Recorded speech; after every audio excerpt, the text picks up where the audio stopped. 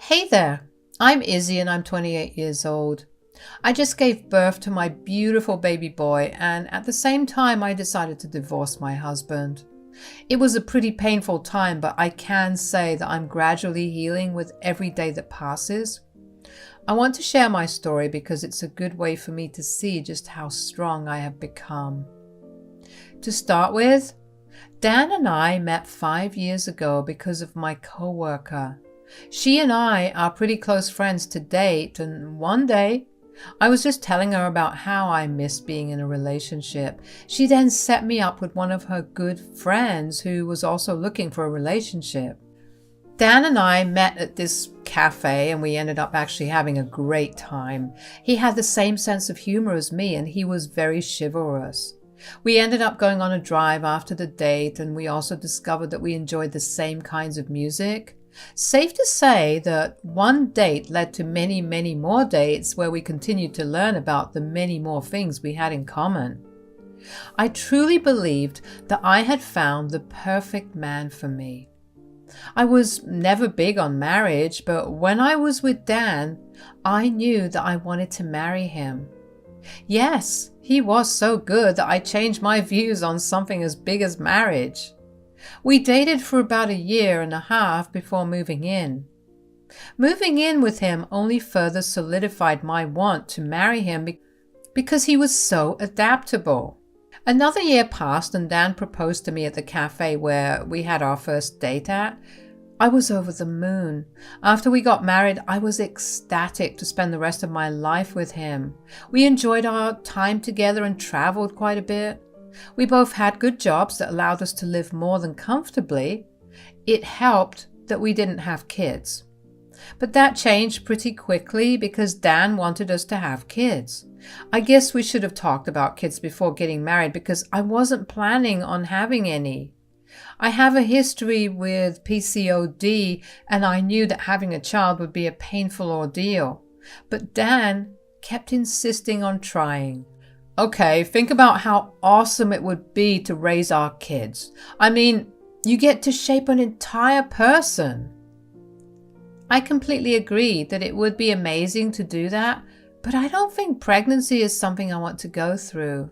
It's a life-changing experience and I don't even know how my body will handle it. We have more than enough money to deal with every treatment and medication required.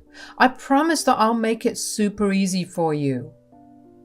I don't doubt that you'll make it easy. I mean, why do I even need any of the treatments and medicines if I don't get pregnant? Why do I even need to get pregnant for us to have a child? Why can't we adopt or even consider surrogacy? No. I want a child that is mine, and I don't want some random lady carrying our child for us. Please, Izzy, this will be the ultimate culmination of our love. I'll think about it, okay? I really didn't want it, but Dan just got more insistent with time. Eventually, we went to the OB/GYN, and after a bunch of tests, the doctor told me that it would be possible and safe for me to carry a child. So with that, we began trying. It took a little while, but I did get pregnant. My pregnancy was pretty hard throughout. I was in constant pain and I was always tired. At the beginning stages of my pregnancy, it was bearable. I could still go out and about with just a little more effort and tolerance. But as I got further along in my pregnancy, I found it harder and harder to move around out of the house. Don't get me wrong, I still walked around our house, but that was the extent of it. I relied completely on Dan. I remember feeling bad that Dan was responsible for all the chores around the house, but at the same time, I was literally incapable of helping him out. And it helped that Dan never complained. At some point, I realized that Dan was overworking himself, and if he continued, he was going to burn out. I didn't want that to happen, so after he had settled down in bed one night, I talked to him about having someone stay with us to help me out. How are you feeling? Good, just really tired. But what about you? Do you need me to get anything for you? No, I'm all right. In fact, that's what I wanted to talk to you about. I feel like I'm making you do too much work. Oh, honey, no. You're the one carrying a child. I mean, yeah, it's tiring, but I'm sure it's nothing like what you're experiencing right now. I agree, but I still want to make things a little easier for us. So I was thinking that we should have someone stay with us to help me out. Do you mean you want to hire someone or have family over? Whichever works best, I don't mind. Well, I was also trying to figure out a way to tell you this, but since you brought it up, I can say it now. Oh, what is it? My mom has been hounding me about coming to stay over so she can take care of you. I don't know about that, Dan. I mean, look, how about we have her over for a month, and if you don't want her there, we can hire someone. Or we can have my mom come over. You know that your mother doesn't like me, Dan. I'm happy that she wants to be involved, but I'm not having the best pregnancy. I don't have the energy or the mental capacity to deal with her antics. I know, but letting her stay with us for 1 month will also get her off my back.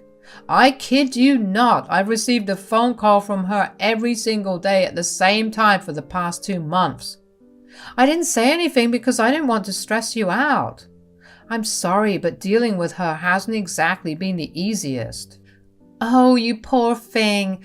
I can imagine what she was like on the phone when you kept refusing to give in to her request. Okay, we'll let her stay here for a month.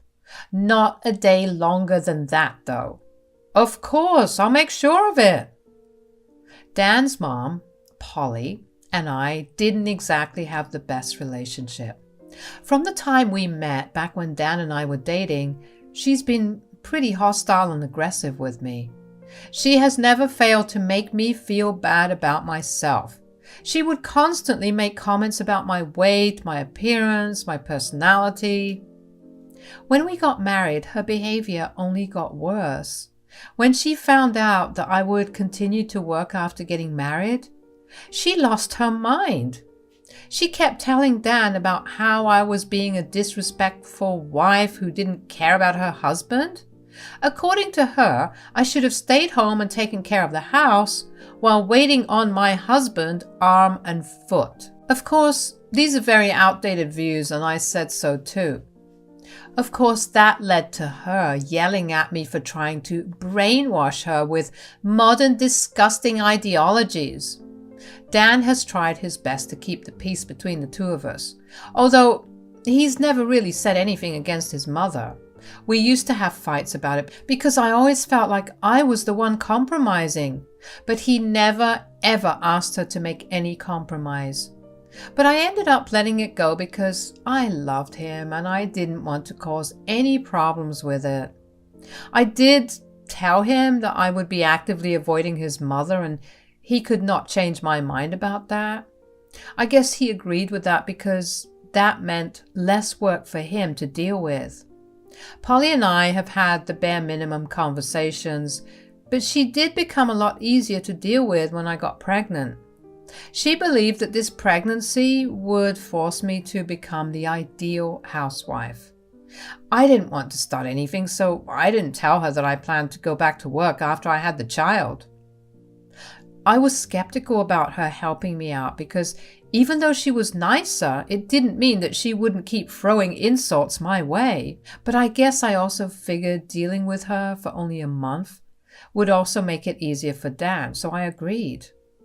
When Polly arrived, the first words out of her mouth were the state of the house. Ugh, look at the filth you guys are living in. Yeah, excuse the mess. I haven't had time or energy to clean up. You're the one cleaning up? What about Izzy? I'm currently heavily pregnant and I can barely stand, so Dan's helping me out, which I'm super grateful for. Who cares if you're grateful or not? My son isn't supposed to be working this hard for someone who does nothing but sit around and complain all day. Mom! No, you stay out of this. You've done enough for her. While I'm here, I'll whip her into shape. I really can't do much. Nonsense. I've been pregnant before and it wasn't that hard for me. Sure, but every woman experiences pregnancy differently. I'm glad you had an easy one, but I sure as hell am not. I'm so sorry that you have to deal with all this, Dan. Don't worry, I'm here now and you won't have to do a thing. I rolled my eyes at her but didn't say a word. I felt like Polly had a weird thing where she needed to prove that she was better than me for Dan, which was concerning. But it didn't affect my relationship with Dan, so I didn't really bother with it too much. The next few weeks were hell. Every time Polly did something around the house, she would make sure to tell Dan about it, while also telling him that all I did was sit and watch TV. Polly also never failed to yell at me for making up my struggles. She would keep telling me that I was just trying to get attention. I ignored it to the best of my abilities, but every once in a while I would retort back, and that would lead to a screaming match between the two of us.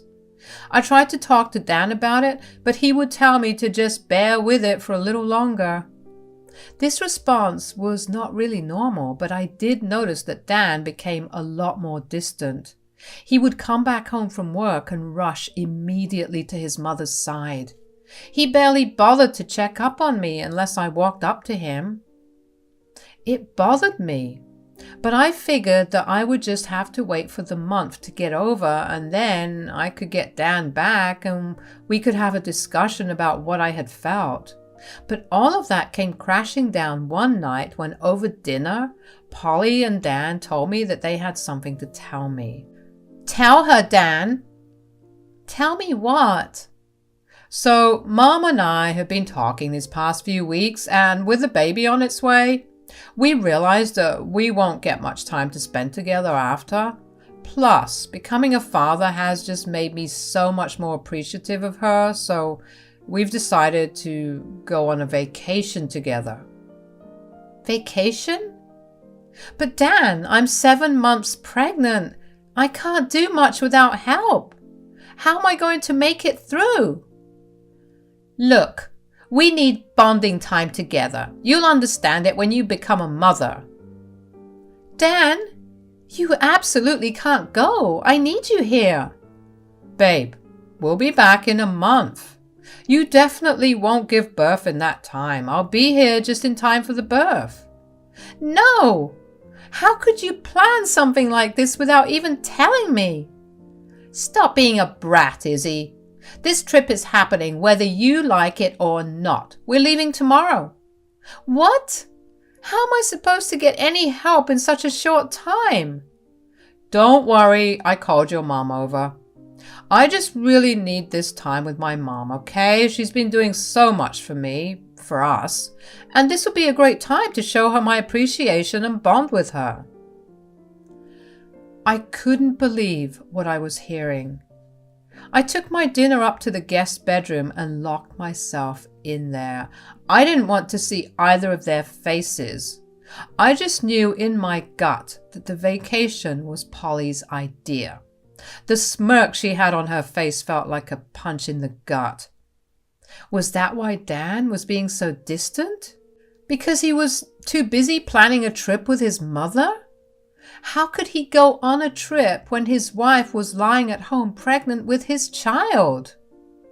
Even Polly, with all her outdated ideas, should not have been fine with the vacation happening at a time like that. I bet that she would not have been okay if her husband had gone on a trip without her when she was so pregnant. I cried myself to sleep that night, and when I woke up the next morning, the house was empty. There was a note on the bedroom door from Dan telling me that they had left and would be back in a month. At that moment, all I felt was rage.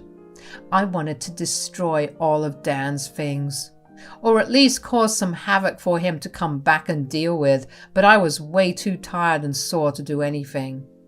In an hour, my mother showed up. I just cried in her arms for the better part of an hour. She silently comforted me. She didn't know why she was called over, and she asked me where Dan was. Is Dan at work? Nope. Where is he then? Is this why you guys called me to help you out? Kind of, but not really. We had called Polly over because she begged to be here. Uh-oh. Did she do something horrifying? Is that why you're crying so much? Yeah, well, she convinced Dan to go on a vacation with her. Right now? They just left this morning. And Dan agreed? What the hell? I'm so angry and so hurt, Mom. I don't know what to do with all these emotions. Oh, my poor baby. I'm so sorry they did that to you. When will they be back? A month. A month? Who the hell do they think they are?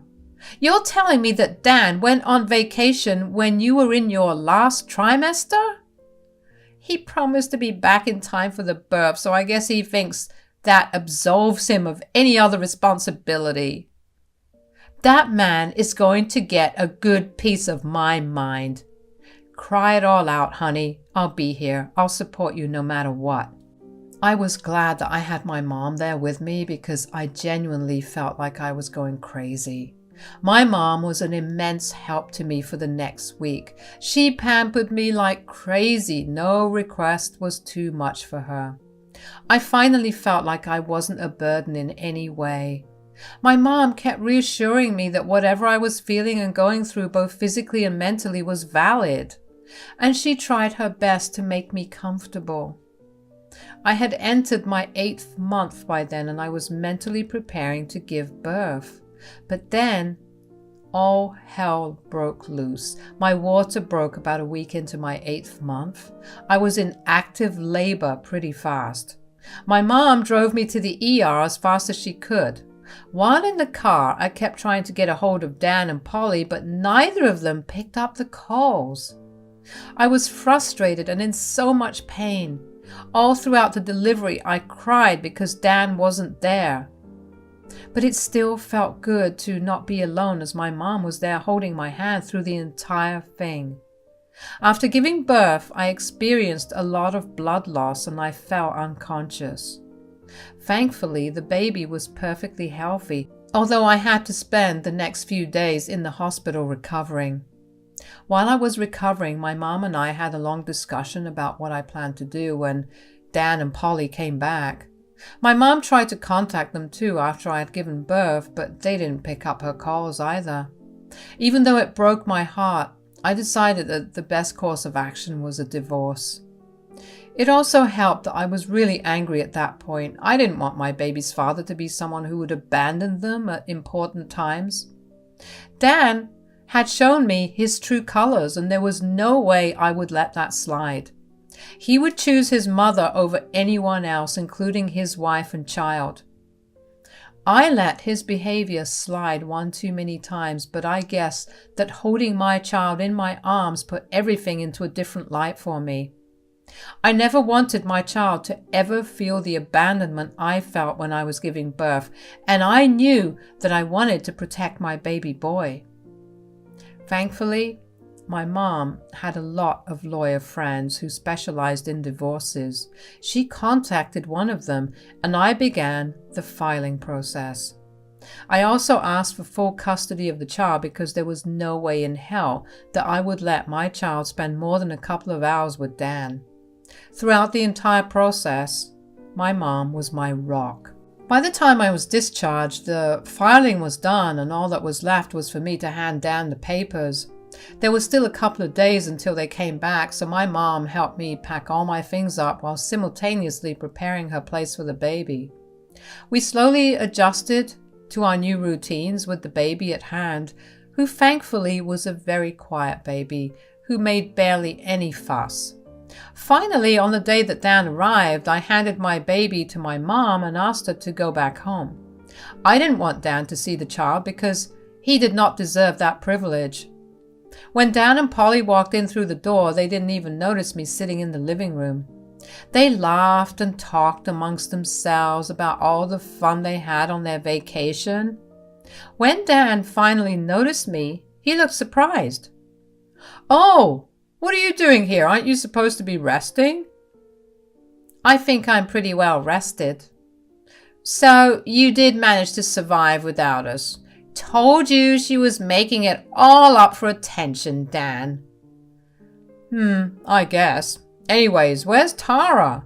I'm sorry we missed all your calls. We decided to ignore everything related to home. Oh, Mom's back at her place with the baby. She's coming back to pick me up right now. The baby? What do you mean? I ended up giving birth at the time that you and Polly were away. And you didn't think to tell us? I tried. My mom tried. You guys were way too busy bonding and ignoring everything home-related. Oh, honey, that's wonderful news. How is our baby? Is it a boy or a girl? It's a boy, and it's my baby. What do you mean? You weren't there during the time of the birth, so you do not get father privileges. I told you she'd do something because she was jealous. Don't be that way. Here, I don't want to be with you anymore. Divorce? Come on, Izzy. It was just a vacation. I promise I'll be here from now on. Well, you had bonding time with your mom, and now it's time for me to have bonding time with my son. How can you do this? You can't rob my son of seeing his child. I'm simply doing what you did with your son. Enjoy feeling what I felt. Oh, there's my mom. If you're going to contest this divorce, I'll see you in court. Good luck explaining your absence and ignorance of your mother's bullying to the judge. Goodbye. Dan looked devastated, and that made me feel great. I finally felt free. I realized just how important it is to have someone support you, because leaving someone and feeling like you're free is not supposed to be normal. But I was excited about my new life. I was excited to raise my child and teach him all the things I've learned. My mom was happy that everything went well, and we did have a small celebration at home that night. Dan and Polly kept trying to call me, but I ignored them, which made me feel even more petty because I was doing exactly what they did to me. Dan did try to contest the divorce, and he fought for more custody, but in the end, everything went my way. My state is a lot more partial to mothers, so I was glad that I was given full custody while Dan only got visitation rights every other weekend for 4 hours, along with having to pay for child support. My mom has been helping me out, and I will forever be grateful for everything she did for me. She's been the best mother and grandmother. She's helped me also find a part-time job where I could work from home while taking care of the baby. Life has been going good so far. I don't care to look up Dan or Polly, but every once in a while I will get a phone call from them and I answer it if I feel like it. So far, Dan has been consistent with his child support payments, but if he cuts down on them, best believe I will have his visitation rights taken away as well. I can't wait to see where life will take me after this, but I'm sure that with the right people by my side, I'll be able to get through anything. So bring it on. Hello, I'm Kiara and I'm 29 years old. I only recently got divorced, and the story behind it is actually pretty wild, and I want to share it here. To start off, let me introduce you to my now ex-husband, Mikey. Mikey and I met through a dating app.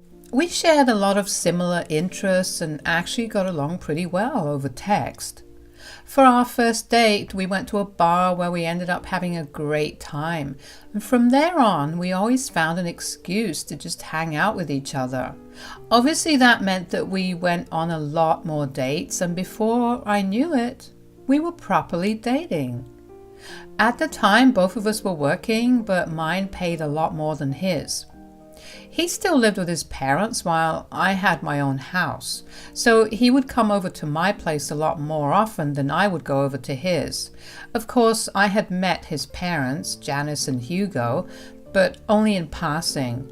Even in those few times that I met them, they seemed lovely. About a year and a half into Mikey and I dating, I asked him to move in with me. That marked a turning point in our relationship because that only brought us closer. The next 2 years was super blissful, so it came as no surprise when Mikey proposed and I said yes.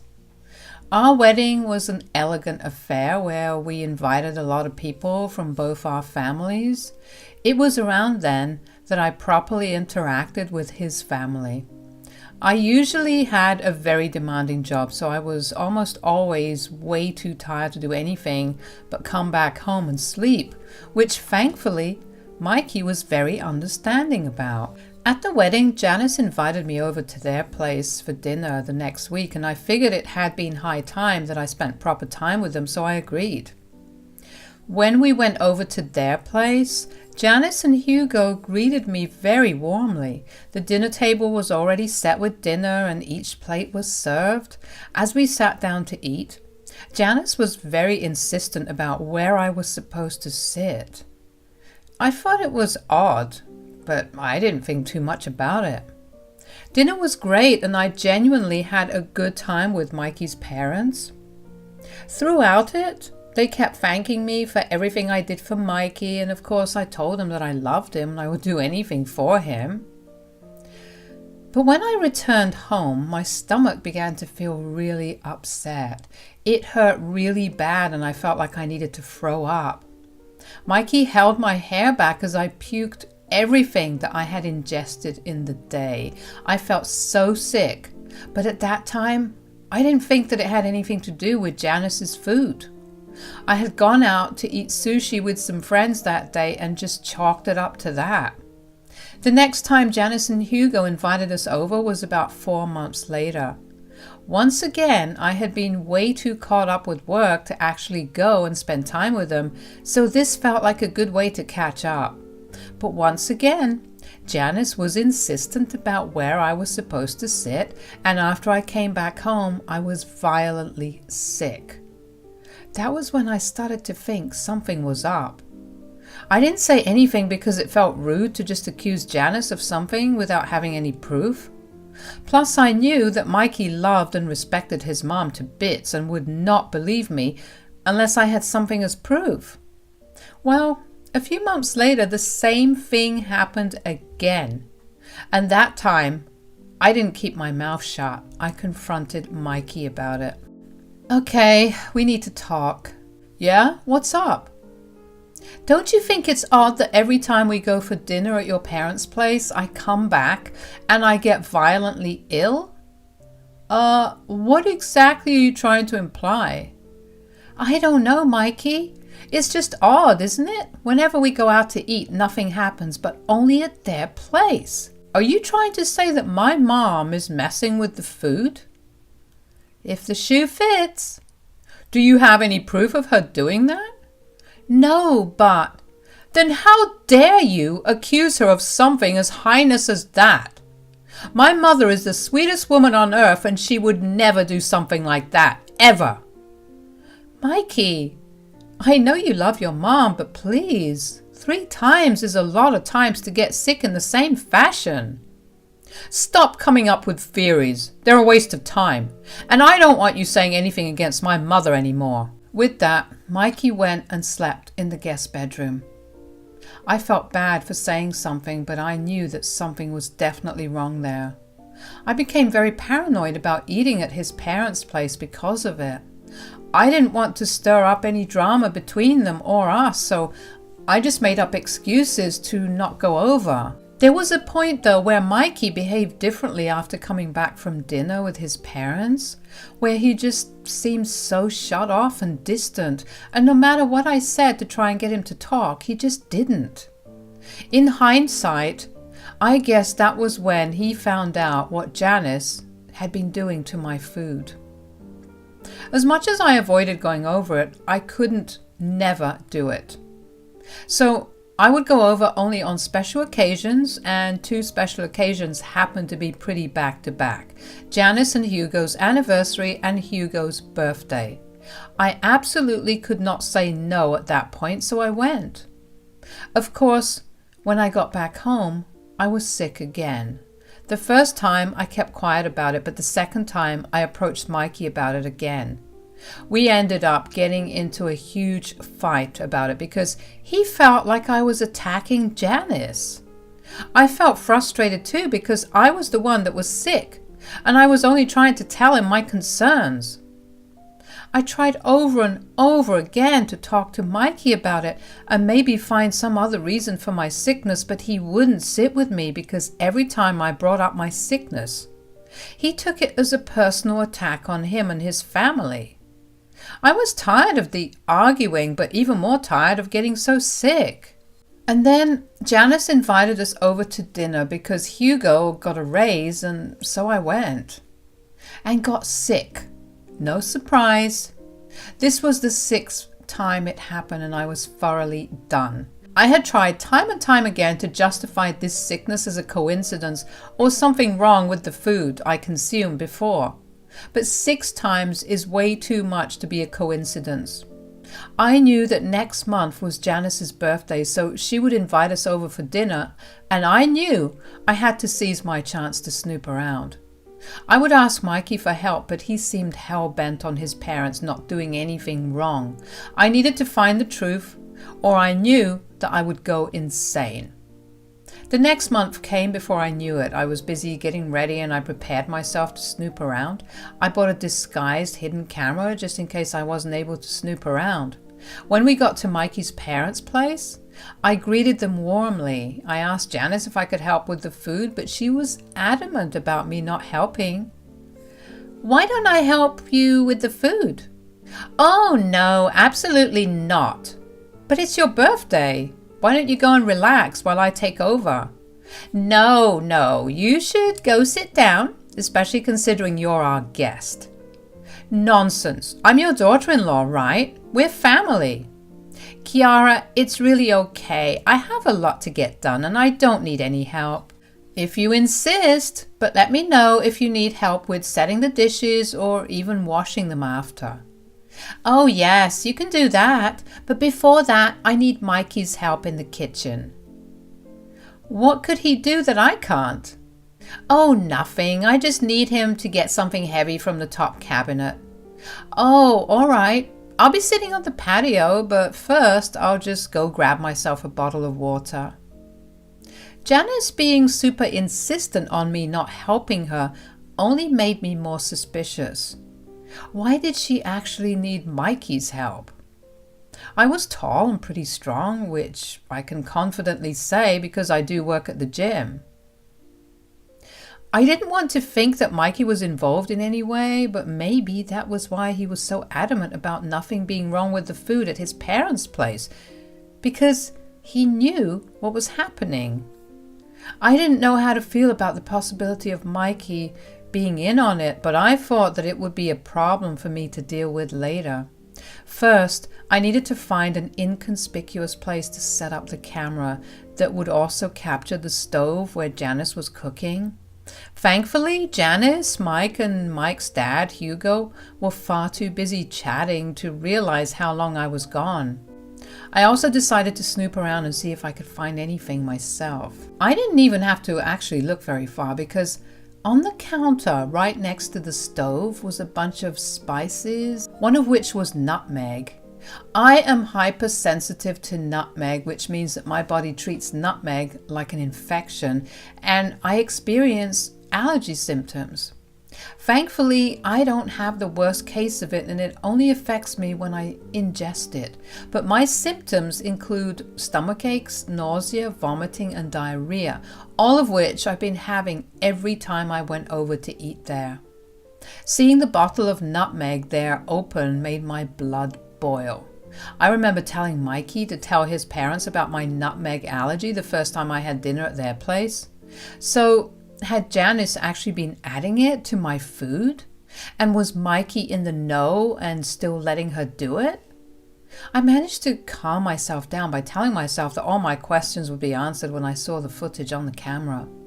I took a bottle of water and went and sat on the patio. Pretty soon, Hugo joined me.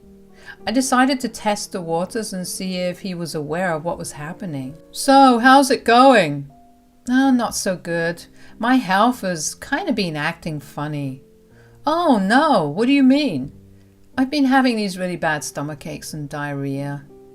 "Do you know what's causing it?" "Funny thing, it only happens after I eat at your place." "At ours? Oh, I'm sorry. Is there something you're allergic to?" "Yeah, nutmeg. But that's about it." "Well, I know that Janice hates nutmeg with a passion, so that could not be the case. Does it not happen when you eat elsewhere?" "No, I tested it out and nothing happened. I'll probably just visit the doctor if I get sick again after this." "Yeah, and let me know if you need my help." So Hugo was not aware of what was happening. He seemed genuinely concerned for me, and I didn't think that he would have been capable of acting too realistically. I mean, I've seen the man try to keep a surprise from Mikey before, and that was painful to watch. I waited until Janice called us in for dinner to make my excuse to go get the camera back. I walked into the kitchen and took the camera off the wall where I had positioned it. Then I went back into the dining room and just ate the food that was served to me. There was no way for me to check the footage until I went back home and inserted the SD card into my laptop. I decided to just bear with everything for just one more night. By the time I got back home, I was sick once again. You would think that after 7 times of experiencing this, I'd get used to it, but it really felt like the first time all over again. Mikey barely spared a glance my way, which only made me think even more that he was involved. I had to deal with my sickness while staying up until Mikey fell asleep to review the footage. By the time I started feeling better, Mikey had been fast asleep. I removed the SD card from the camera and inserted it into my laptop. I was nervous to play the footage because if it revealed what I had been suspicious of, I didn't know how I'd react or feel. When I played the footage, everything I had been scared of was confirmed. I saw Janice and Mikey happily talking away while she stirred the pot of food, and then she picked up the bottle of nutmeg and turned to Mikey, who laughed at her as she put it into the stew. I was appalled.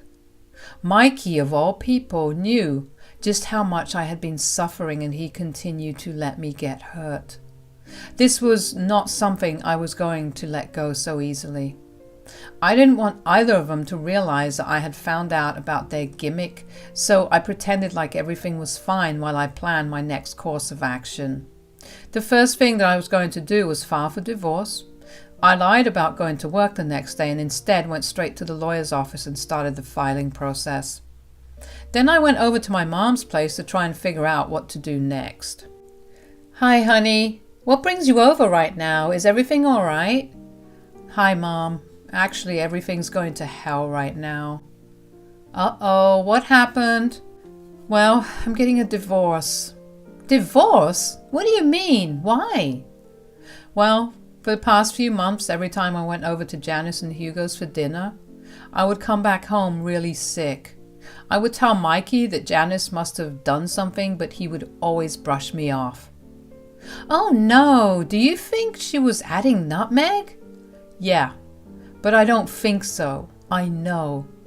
I decided to do some snooping around. I also managed to get a hidden camera to secretly record everything that happened in that kitchen.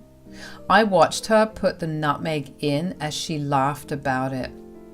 "What a horrible woman! What is wrong with her? How are you feeling right now?" "I'm okay, but I wasn't last night." "Okay, that's good to hear, but what does that have to do with you getting a divorce?" Mikey stood by Janice as she put the nutmeg in and laughed with her. "What?" "Yeah, I don't think I can spend any more time with him. I can't be with someone who would intentionally harm me or even watch someone harm me." "Of course! And you can come and stay with me, okay? I'll be here to support you throughout." "Thanks, Mom. But I was also thinking, do you think you could help me do something to get revenge?" "Oh, absolutely. But first, why don't we have some lunch? I promise there won't be any nutmeg. Being with my mom only helped me feel better. She had a way of easing all my worries and turning my bad mood around. We chatted over lunch about everything else, excluding what was currently going on in my marriage. When we were done, we sat down on the couch and began to talk about potential ways to get back. We eventually decided to mess with Janice's food. Mikey would get what he deserved when I served him the divorce. Thankfully, we had separate accounts for everything and the house was in my name. He would get absolutely nothing and he would go back to living with his parents.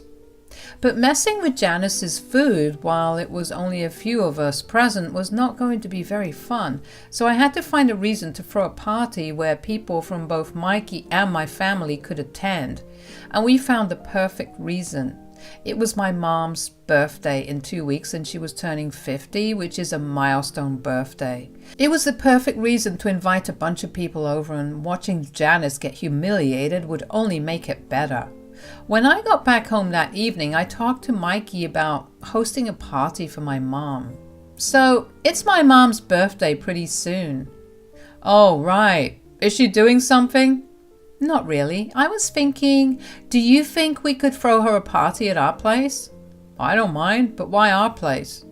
I was thinking we could do it like a surprise party for her, considering she's turning 50. Oh, yeah, absolutely, we can. Great! And about the guests, who do you think we should invite? Well, for sure your family, and see if her friends would like to join too. Sounds great. You know what? Invite your family too. Are you sure? My family isn't exactly close to yours. It's all right, we can bond them. We'll make this a big celebration. Sounds like a blast. Everything was going according to plan. I was busy preparing for the party for next week. I prepared all the food and cleaned the place up. Ever since I filed for a divorce, I began to notice things about Mikey that irked me even more. Like him not even helping me with the party one bit, and instead watching TV as I worked my butt off. It only made me feel better about my decision to leave him. As the preparations for the party were coming together, I also went and collected the divorce papers. Everything was set. Finally, on the day of the party, the guests all gathered in our backyard and surprised my mom. The evening went well, and when it came to dinner time, I handed out everyone's food already served on plates. That allowed me to mess with Janice's food separately. Now, I didn't know about any of her food allergies, but I did know that laxatives would induce the same symptoms that I had. So I mixed some strong laxatives into her food. I waited half an hour before noticing Janice starting to look uncomfortable. She excused herself to go to the washroom, but the washrooms were in use. Well, we had 2 bathrooms and my mother stayed in one of them for a couple of minutes while I locked the other one. Janice looked wildly uncomfortable by that point. She was pale and sweaty. I made sure to make a scene about it by loudly asking Janice if she was okay. It drew everyone's attention to her. She looked embarrassed as she said she was fine. Finally, my mom walked out and apologized because she was just touching up her makeup. That only made Janice angry, which was funny to watch because she looked like a cartoon character at that moment. The crowd went back to talking to each other until we heard loud sounds coming from the bathroom. Everyone went silent as the sounds came through. 5 minutes later, Janice walked out and the crowd erupted in laughter. Janice's face grew red from embarrassment. She walked up to me and poked my chest accusingly. "You did this." "What do you mean?" "I know you messed with my food." "Oh, Janice, I don't think so." "You don't think so? Then why am I the only one with an upset stomach?" "Wait a minute. Is this why you asked me to invite my family over too? So you could mess with my mom?" "I just know she did. I was completely fine before this." "Listen, Kiara, I know you have this stupid doubt, but this has gone too far. You're physically hurting my mother." "What doubt are you talking about?" You know, the silly one about my mom messing with your food whenever we go to my folks' place to eat. Oh, you mean like this? I sent the video to every guest sitting there. Everyone's phones pinged and they opened the video to watch Janice put something in the stew while she and Mikey laughed together. Mikey and Janice also received the video and their faces grew pale as they watched it. So it was a silly doubt, Mikey, because you know what's in that bottle? Nutmeg. You know how bad my stomach aches because of it, and yet you stood by Janice while she poisoned the food. I swear it's not what you think. I literally don't see what other explanation you have. I can't stand you anymore, so here, handing him the divorce papers, get out of my house and my life. No, don't do that. Mikey is innocent. I just did that because I never liked you and I knew that Mikey would never say a word against me. Well, that's even worse to know. If my husband can't even stand up for me against his mother, he doesn't deserve to be my husband. You know, you're lucky all I did was this. I could have pressed charges, but I'm only going to let it go if you guys quietly leave. With that, Janice and Mikey quietly left. Hugo stayed back to apologize for their behavior, and I assured him that he had done nothing wrong and had nothing to apologize for. I also asked him to stay back and continue to celebrate with us. But I guess it's safe to say that Janice and Mikey's reputation in the family has gone down by a lot. My divorce just got finalized and I am a free woman as of today. It will take some time to get over everything because as strong as I was with handling everything, now that it's all over, reality has been hitting me. I will never get to spend another day in Mikey's arms, and I will miss that for a while. But I know that I'm strong enough to get over it and move on. And of course, for those of you wondering, my mom was super happy with the outcome as well. Plus, I did take her to this really fancy restaurant to both celebrate her milestone birthday and thank her for her support and help.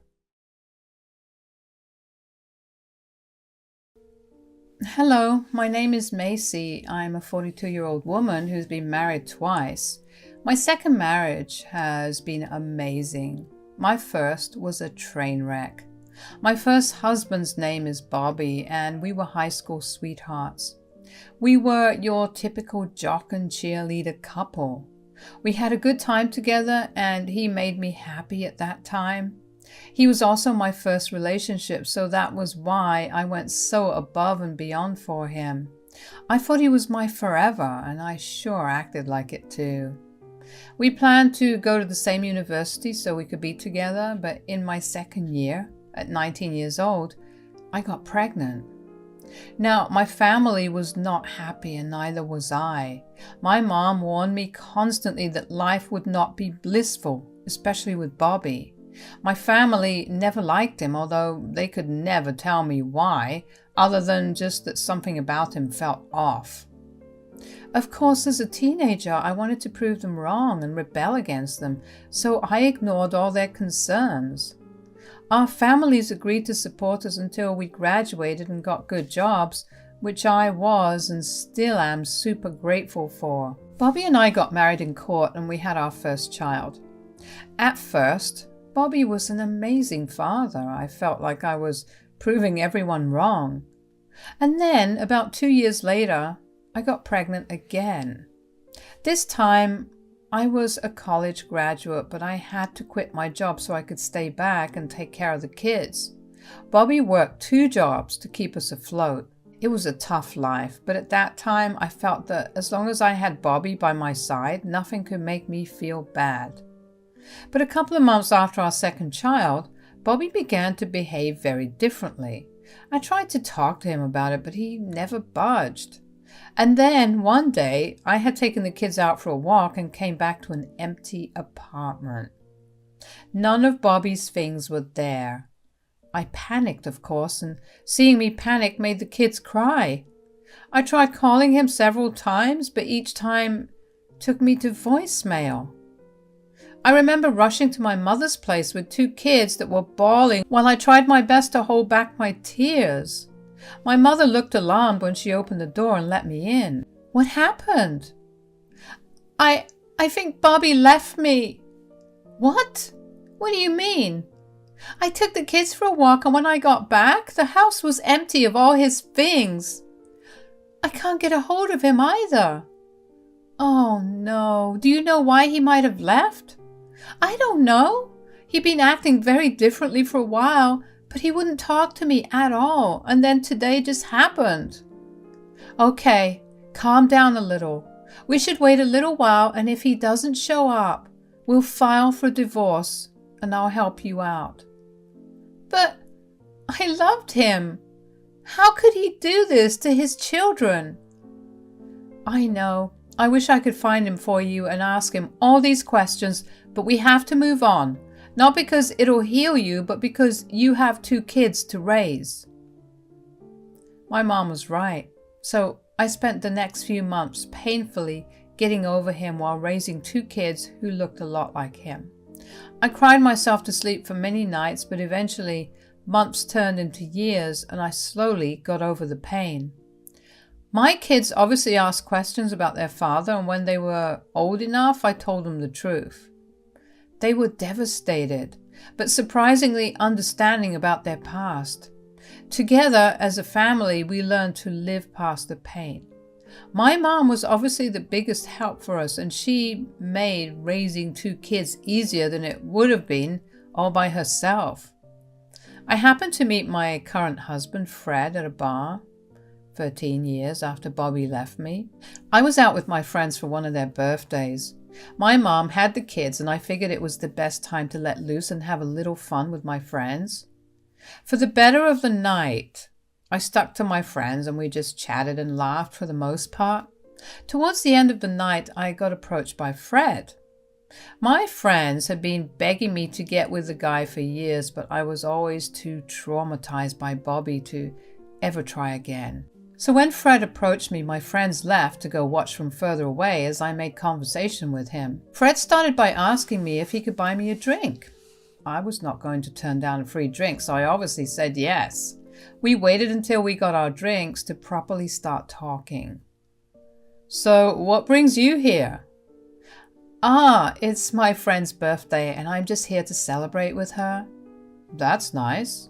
How about I send over some drinks for all of them? All of them? There are 7 more people there. It's all right. I'll make up all the money I spent here in the next 2 hours, so no worries. Whoa, so you're rich? Ha, I guess you could say that. Of course I'm not trying to brag or anything. No, it's a great thing to flaunt. Not a lot of people get to do that, and not to mention you aren't being a prick about it. You're buying a bunch of strangers drinks because I told you that it was one of their birthdays. What can I say? I have a particular weakness for pretty women. You're so weak, you'll believe everything they say, even lies? Yes, of course. Although, did you lie? No. It is one of their birthdays, but it is concerning that pretty women make you weak. You should get that checked. How about you help me with it? Maybe if I had a pretty woman by my side, I'd only have a weakness for one woman. I could think of that. It was such a self-esteem boost to have been called pretty by Fred, especially because Fred looked gorgeous. He looked like he was worthy of being on the cover of a big magazine like Vogue. I was also surprised by my ability to casually flirt back with him. That was not something I was usually capable of. I was very much an introvert, so I don't know if it was the drink or just the aura that Fred radiated, but I felt comfortable enough to be flirty. Eventually, my friends came and got me, but not before profusely thanking Fred for the drinks. Before I left, Fred and I exchanged numbers, and from then on, we were constantly talking to each other. It started off as texts, and then we would call each other whenever we had nothing going on, or if we had something interesting to share. We also started meeting up a lot more often. At first, we met up in very public places, but as the months went by, we started hanging out at each other's places. I remember the way my jaw dropped when I walked into his house because it was quite literally a mansion.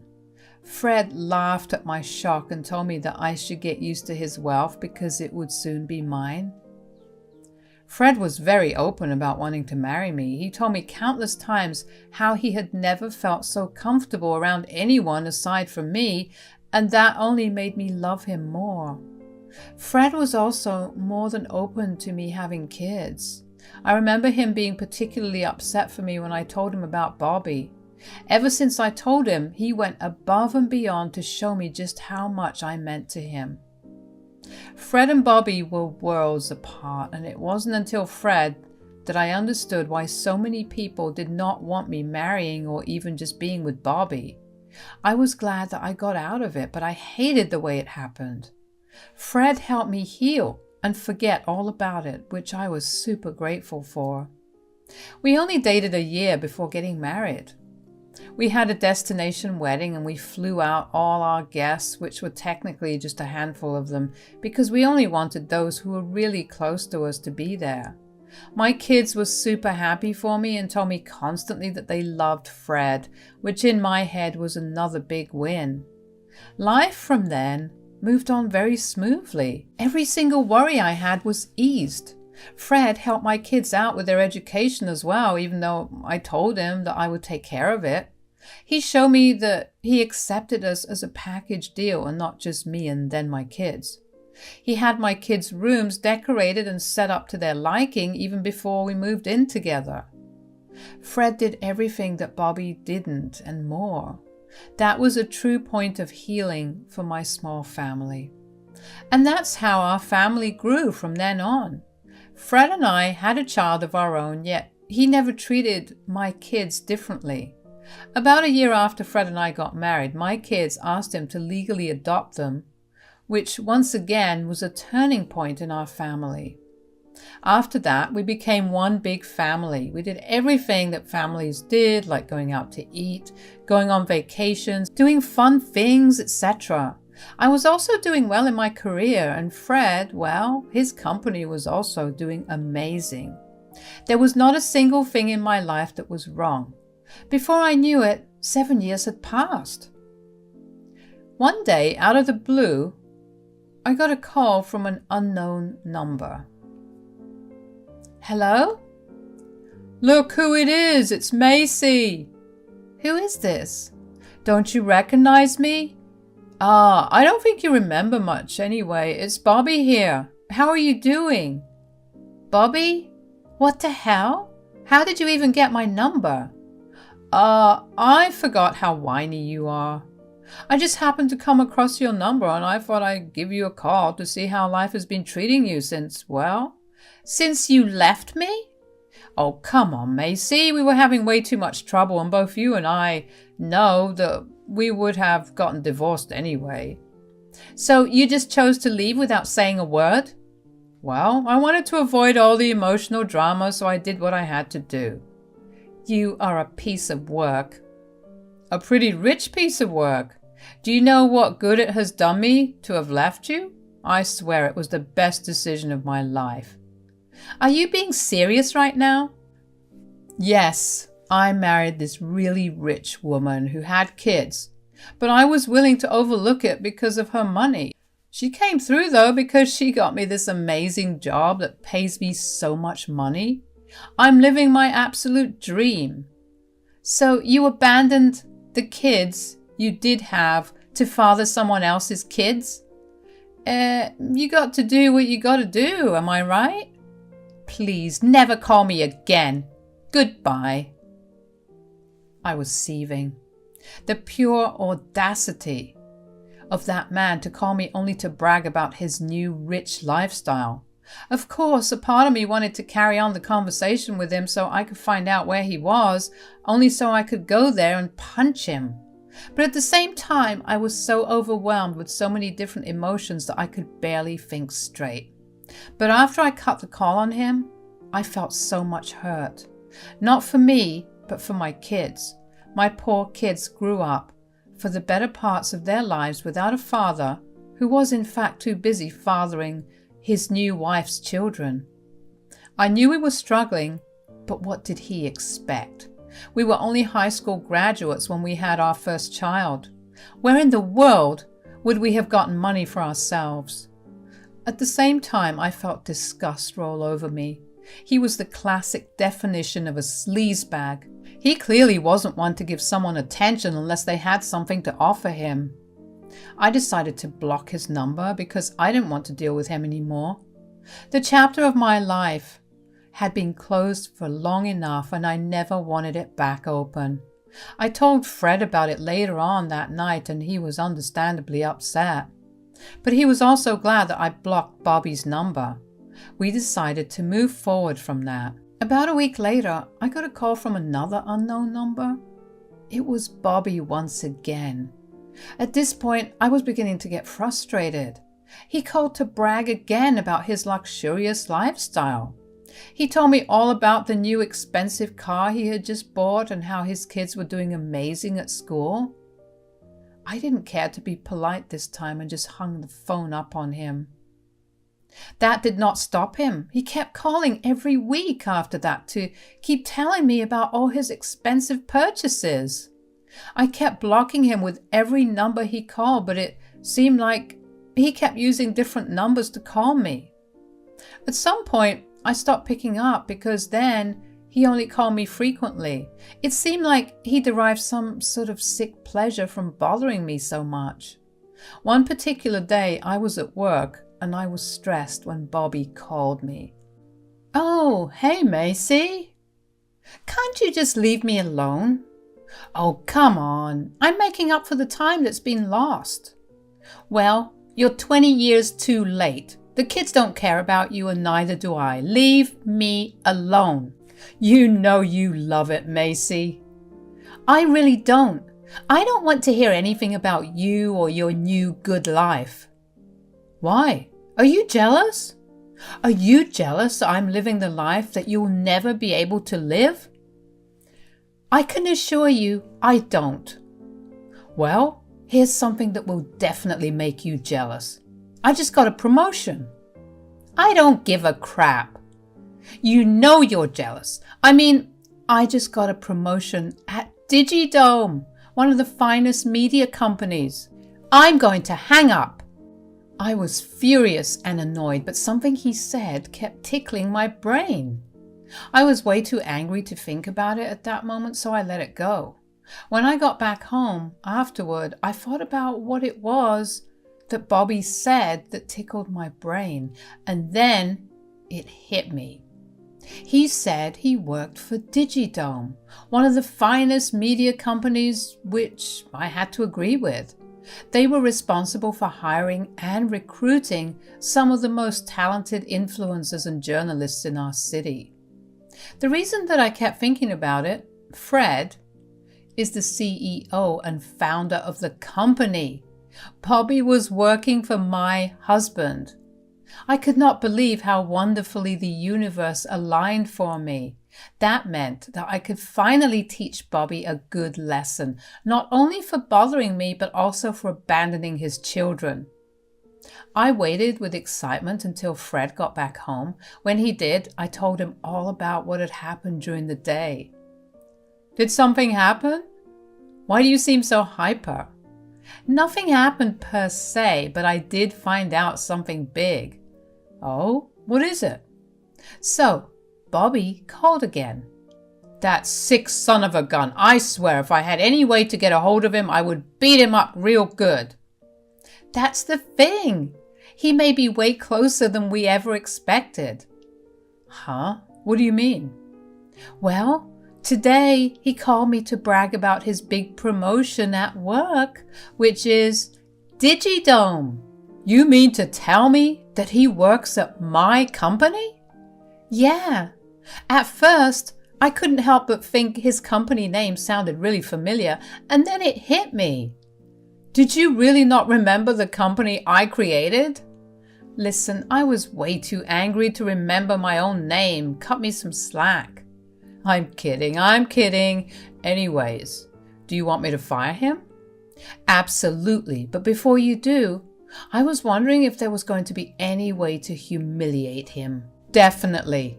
Bold of you to think that I wasn't going to fire him in the worst way possible for him. With that, we began planning how to go about creating the best revenge plan. We decided that we would wait a few more weeks before executing our plan to fire him. That was because we were going to record his calls to me and have them played in front of everyone. The company was going to hold a huge event in 2 months, and to our luck, Bobby was going to be in charge of it.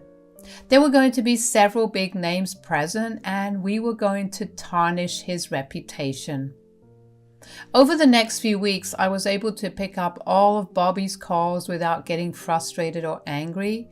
Just knowing that I had the biggest upper hand was enough to put a smile on my face as I listened to him ramble about his wealth and my lack of it. But this time, I made sure to record every conversation.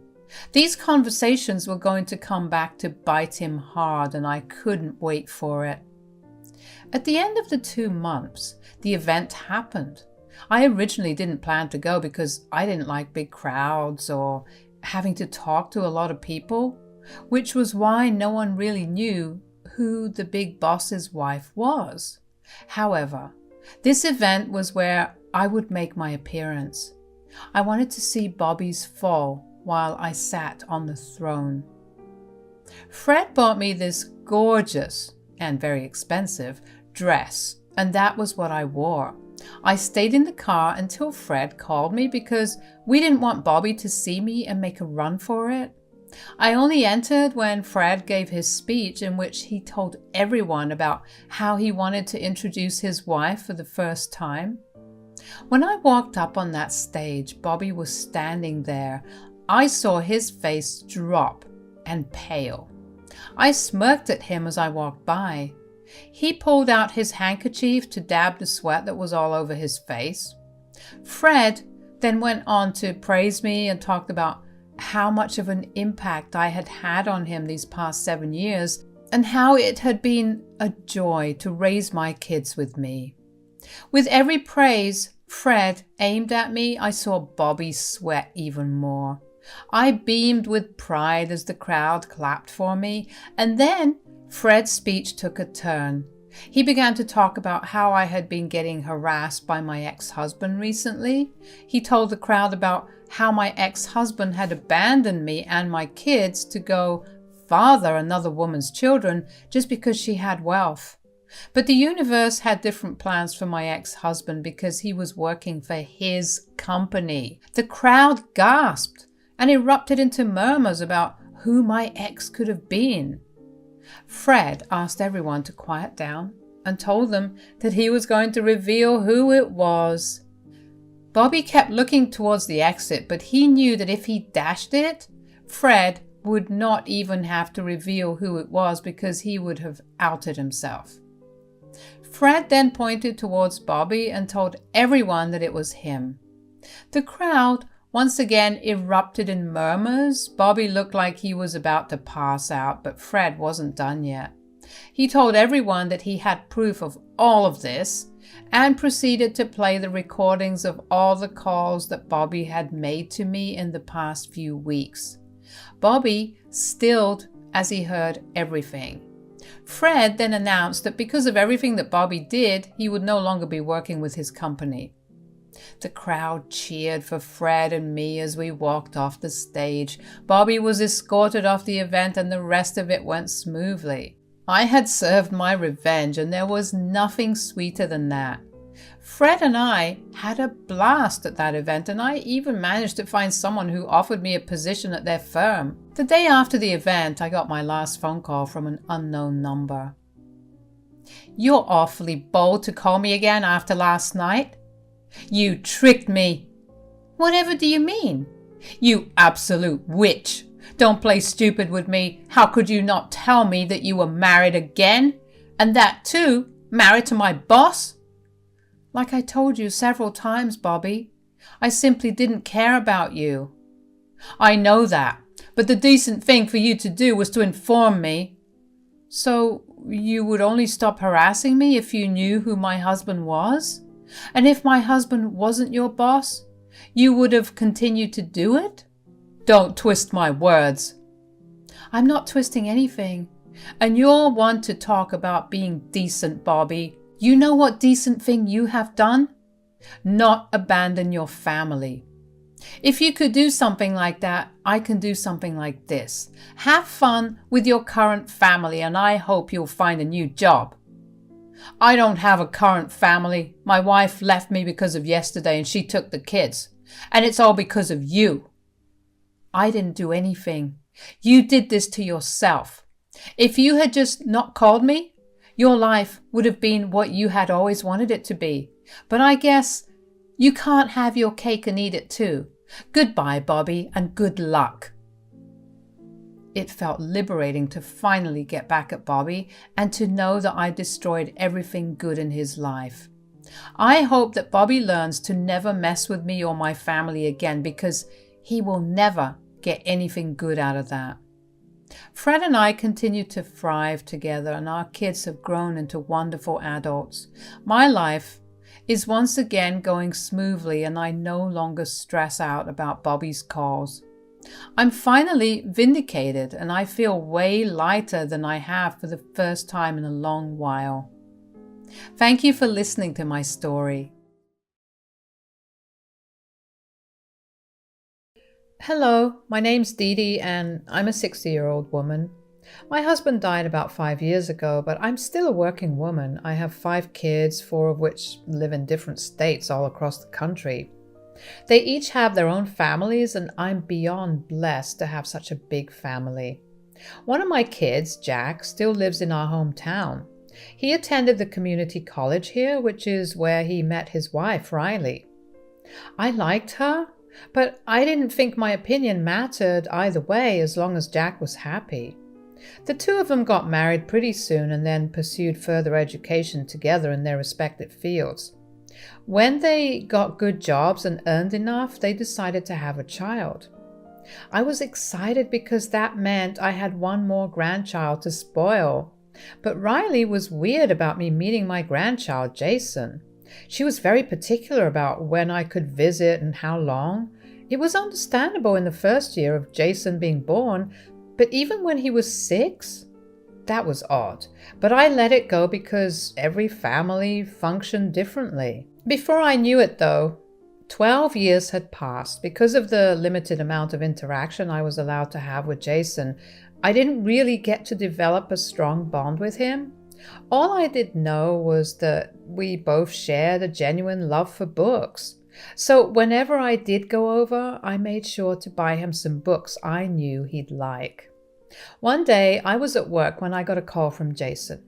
Now, that was odd for various reasons, the most prominent reason being that Jason and I barely spoke outside of family gatherings. I tried my best to connect with him the way that I had done with my other grandchildren, but he seemed way too distant. "Grandma, are you free to talk?"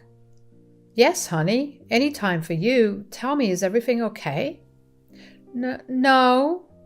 Why are you crying? Did you get hurt? Is there anybody at home who can help you?" "Mom and Dad are here, but do you need me to call them for you?" "No, I called you because I needed your help." "My help? What could I help you with, darling?" "I need you to save me." "Jason, what are you talking about?" "Don't laugh, Grandma." "I'm sorry, honey. That was not what I was expecting you to say." "I'm not kidding. If you aren't going to help me, I'll find a different way." "No, hold on. I'm sorry for laughing. Now, why don't you explain what you meant?" "I need you to save me from my devil mother." "Devil mother? Honey, what do you mean? She's not as sweet and nice as she acts. She's really mean to me when no one's around, and she keeps... Oh no, I hear someone coming up the stairs. I have to go. Please don't tell them that I've called. Bye." I was confused and concerned. As far as I knew, Riley was one of the sweetest people I knew. How could Jason call her a devil? I didn't believe him at the time because I figured that it was just him trying to get back at Riley. After all, she probably grounded him for something he had done.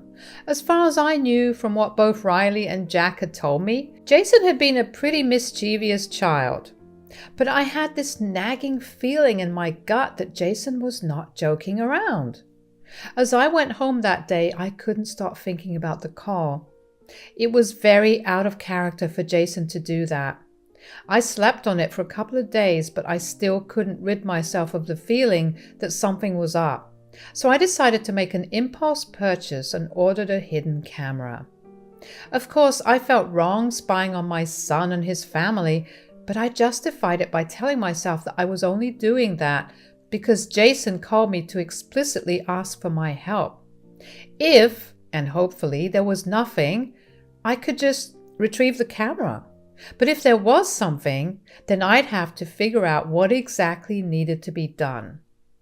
I hoped that even if there was something happening, a long talk would solve that issue. The camera took a couple of days to arrive, and after it did, I set it up. Thankfully, this was one of those cameras that I got live footage from as well as recorded footage. I could access the footage through an app on my phone, which made it very convenient for me. Once I had set it up and figured out the technicalities of the gauge, I decided to call my son and ask him if I could come over. "Hello, sweetie. How's everything?" "Everything's great, Mom. What about you?" "It's the same old, same old. Although I was wondering about something and I thought I'd ask you about it." "Yeah, of course. Is everything okay?" Yes. I was just thinking that we haven't met in a long time and I was wondering if I could just swing by your place one day." "Yes, of course, Mom. How about this Sunday?" "Yes, that works. But shouldn't you maybe check with Riley if that's okay? Lord knows I hated it when your dad made plans without asking me about it." "I know Riley would be really happy to have you over. Don't worry, Mom." "All right, then I'll be there around 5 o'clock. "That works. See you soon." "Take care." Even though I was going to Jack's place with ulterior motives, I was actually still excited to go spend time with my son. Considering I never really saw the rest of my family until the holiday season, it felt nice to have one of my children staying in the same town. I tried my best to not intrude because they were living their own lives. The weekend came by pretty quickly. I got ready pretty early on and figured that I should take something over to their place.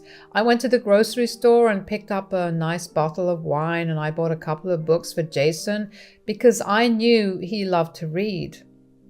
When I got to my son's house, I was greeted warmly by all three of them. Jason looked at me with so much relief that I got concerned again. He hadn't tried to contact me after that first phone call, so I had no way of knowing what he was going to say when he hung up. I spent the next couple of hours just talking to Jack and Riley. We had dinner and drank wine. At some point, Jason went to his room because we were talking about adult things that I bet weren't of interest to him, so I excused myself to go talk to Jason.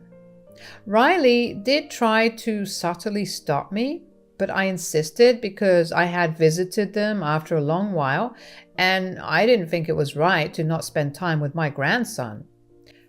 Jack stopped Riley from saying whatever he wanted to and told me to go talk to Jason. Once I got to his room, I shut the door behind me. I walked over to him and handed him the books I had gotten him. We talked for a while about the books, a conversation that he had started. He seemed really excited about them, so I let him ramble on about them. I didn't try to bring up what he had mentioned because I wanted him to do it. We moved on to talking about other things like what was going on in our lives. At some point, while he was talking to me about his school and other things, he grabbed one of his notebooks and began to write something in it. He showed it to me and it said, "Mom's listening. Can't talk about anything." I couldn't tell if he was being serious or just paranoid, but I went along with it. We continued our conversation while I wrote my plan in the notebook. I told him that I had brought along a hidden camera with me and asked if I could plant it in his room. He seemed ecstatic and agreed instantly. I shuffled around the room and found a good spot to keep the camera that gave me a good view of the room. I started the recording and checked my phone to make sure that the camera worked. I sat with Jason a little longer until I told him that it was getting late and that I should get going. I did leave my scarf behind so I would have an excuse to come back whenever I needed to. I remember hearing footsteps hurriedly shuffling away from the door after I said that, and it made me wonder if Jason truly was right. I didn't pay much mind to it at that time, and I hugged Jason goodbye. I went back downstairs and said my goodbyes to both Jack and Riley, and then made my way back home. I was pretty exhausted from the night, but I did check the camera when I got back home. I stayed up for an hour to read and kept an eye on the footage just in case something happened. All that had happened was my son walked into Jason's room and asked him what we had talked about. Jason told him about it, and that was that. I fell asleep eventually, and when I woke up the next morning, I didn't check the cameras. I rushed to work, and I only checked the camera when I knew Jason would have been back from school. Once again, nothing much happened, and I was beginning to think that Jason really was lying. I decided to give it just another day, and if I didn't find anything, I would go over when neither Jack or Riley were home, and I'd ask Jason to give me the camera back. But that night, as I kept an eye on the footage while I read, I found out what Jason was trying to tell me. I watched Riley enter the room with a stick in her hand, with Jack trailing behind her. I immediately unmuted the video. I heard Riley ask Jason what he did that entire day. She made him narrate it to her in extreme detail. Whenever he stuttered, she would sharply ask him if he was lying, and if she felt like he was, she had him put his palms out and would deliver 2 to 3 swift raps against his knuckles. I watched in growing horror as the number of times she kept hitting him got more and more frequent. Jason was sobbing and Jack just stood there and watched. I was disappointed and disgusted with what I was watching. I had raised all my kids in a very gentle manner. I barely even yelled at them because I believe that kids are smarter than we think. While we may not be able to reason with them, they are capable of understanding when you explain things to them. I didn't understand why Jack was just standing there and letting his son get hit for something so unnecessary. I wanted to rush over to their place and stop them. But what would I have said to them? They would have found it odd that I happened to be back just a day after I was already there. I remembered that I had left my scarf there, but I knew that I could have used that excuse in that moment because I needed that as an excuse to meet with Jason. But I could do one thing. I picked up my phone and called Jack. "Hey, Mom, is everything okay?" "Yes, no worries. I hope I'm not disturbing you." No, Riley and I were just saying goodnight to Jason." "Ah, all right then.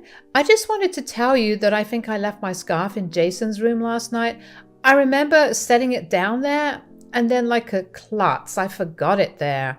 Do you think I could swing by tomorrow and pick it up?" "Why don't I just come over and drop it off for you right now?" "No, I'm way too tired and I'm going to fall asleep before you even get here. I had a long day at work and I'm barely even holding up the phone right now." "All right then, why don't you swing by in the evening?" "I can't do that. I'm meeting up with a couple of my friends for game night tomorrow." "Well, Riley and I won't be back till evening. Why don't you swing by the day after?" "I need that scarf for tomorrow. We're having a themed get-together of sorts." "Well, you could swing by in the afternoon. Jason will be home."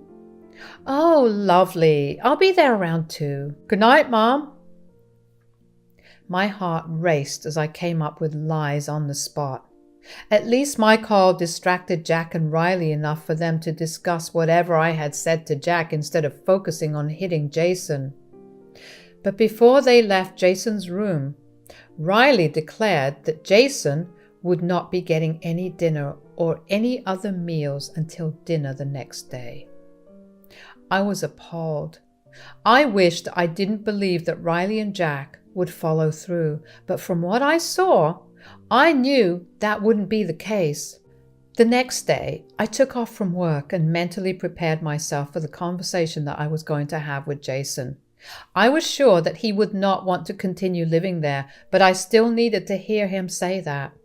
Before I went over to Jack's place, I made sure to pick up some food for the both of us.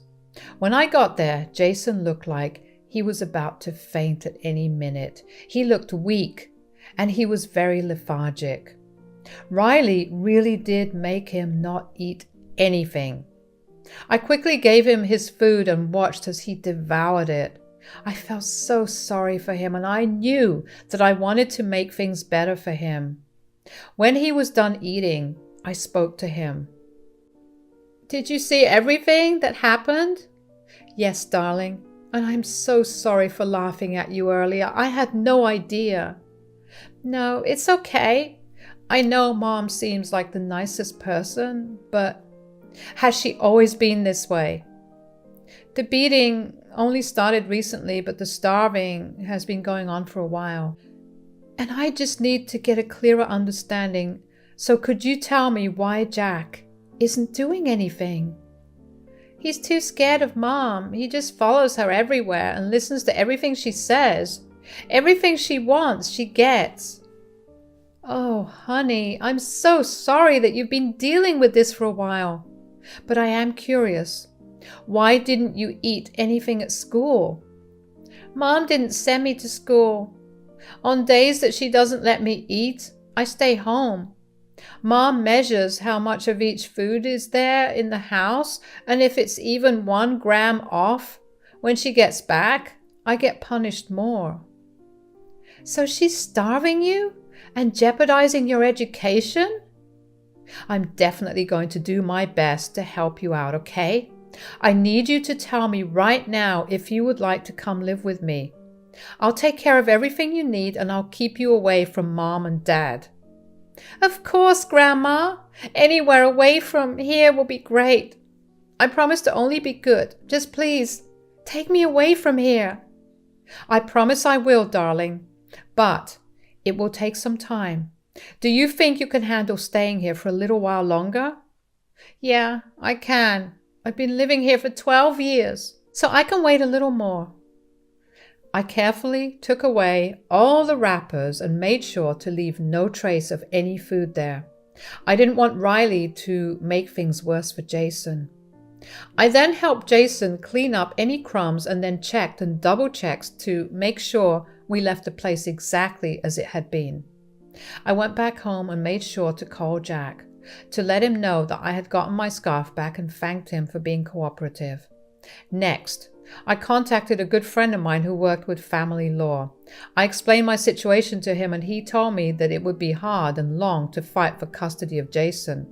He also informed me that while I may be able to get custody, the judge may only give me a temporary one, and in that time, Riley could easily change up her behavior and get back her custody of Jason. I knew that getting her to court and trying to fight for custody was definitely not going to work in my favor, especially with what little evidence I had. But I did know one thing. I could use the evidence I did have to get her to make me Jason's legal guardian. You see, Riley worked as a counselor at one of the many middle schools in our district. I was sure that she wouldn't want her abusing her child to reach anywhere and take away her current job and future job prospects. I kept careful watch over the footage the next few days as I gathered all my evidence and sorted the paperwork for a transfer of guardianship. I waited until it was the weekend to go over to Jack's without any notice. When Jack opened the door, he seemed surprised to see me there.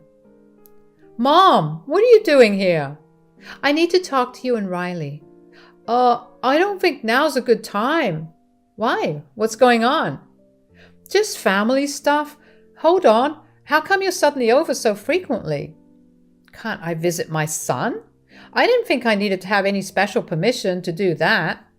No, I didn't mean it like that. It's just that you've taken a sudden interest in us this week, and it's weird because you rarely ever dropped by before.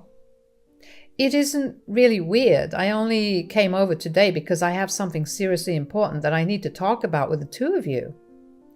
I don't think... What's that sound? I knew that Riley was doing something to Jason because of how evasive Jack was being. But when I heard what sounded like loud crying coming from Jason's room, I pushed Jack aside and walked into the house. There was no way I was not going to protect him when I was standing right there. I ran, well, more like speed walking considering I'm not very young, to Jason's room and burst the door open, only to see Jason sobbing as he clutched his face. Riley was breathing hard as she looked at him with so much malice that I shivered. I ran over to Jason and asked him if he was all right.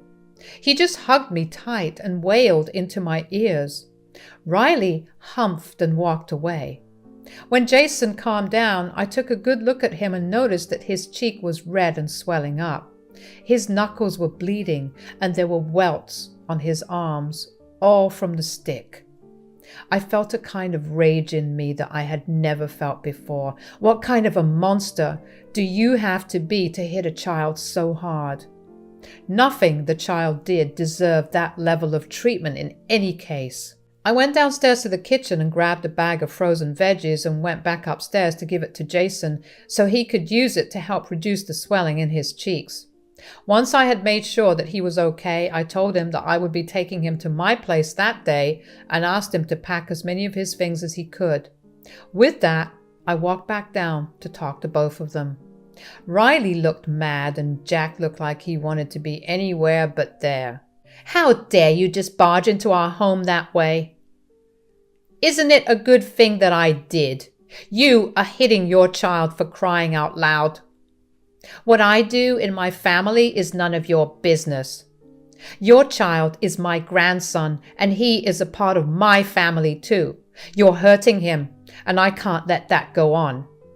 He may be your grandson, but you don't live with him. You don't know what a brat he is. I'm just disciplining him. Who cares if he's a brat? He's a child, and there are so many other ways to go about disciplining a child other than hitting them. I mean, you, of all people, should know this. Listen, I don't believe in any of that gentle parenting crap. Leave me and my family alone. You got it? I'm afraid I can't do that. What do you mean? I handed Riley the papers that she needed to sign to transfer guardianship rights to me. Both she and Jack stared at the paper for a long minute before looking at me in utter confusion. I explained to both of them that they both had to sign the papers or I would be releasing the proof I had of them hitting Jason. What do you mean by proof? I set up a hidden camera in Jason's room last week and I have all the proof I need. Neither of your jobs will appreciate what you guys do, especially yours, Riley. If you want to have any income at all, I suggest that you sign the papers. You were spying on us? That's a gross violation of our privacy. Don't get me wrong, but I was only acting on information that I had. I needed to make sure Jason was doing all right. Mom, don't do this to us. Give us another chance. I'll make sure it doesn't happen again. I don't want to hear any of it. I'm very disappointed in you, Jack. I raised you to be better than this.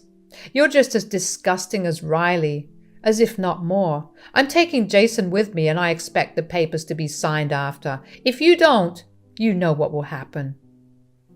I knew that neither of them wanted to play with that kind of risk, so they didn't put up a fight when Jason and I walked out. I took Jason to go get dinner and ice cream and I tried my best to comfort him. I provided him with a safe space to share his feelings and to just exist without the fear of one tiny action causing havoc. In the weeks that followed, I was granted legal guardianship of Jason. Riley and Jack cited that they planned to move to a different state and didn't want to disrupt Jason's education as a reason for transferring for guardianship. The two of them did end up moving, which proved to be a big sigh of relief for me. Jason is doing much better now and he seems a lot happier. Knowing that he won't ever run into his parents for a long while has brought about a better side to him. He's one of the kindest and sweetest kids I know. He thanks me every day for what I did for him, and I intend to keep my promise to always protect him for the rest of my life. Thank you for listening.